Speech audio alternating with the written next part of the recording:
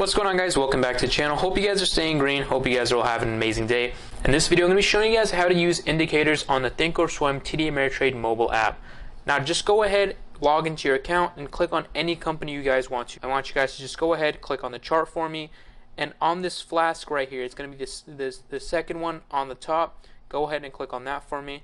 And once you guys have the flask up, you guys can see that you can add indicators down here. I've already added RSI, so I'm not going to add that. All you guys need to do to add that is type in RSI in the search bar. You guys type that in.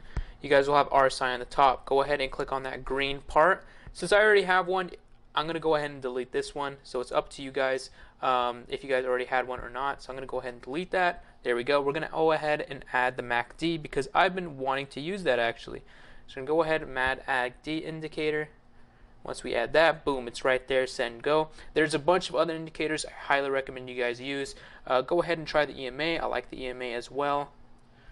EMA, where's the EMA? Adaptive EMA, right there. Adaptive EMA, done, good to go. And boom, as you guys can see, the EMA is already added to our chart, and the indicators are added down here below. We have the RSI, we have the MACD. I hope this answered you guys' questions. If you guys do have any other questions about how to use indicators in TD Ameritrade, let me know down in the comments below. I hope you guys stay green. Peace out.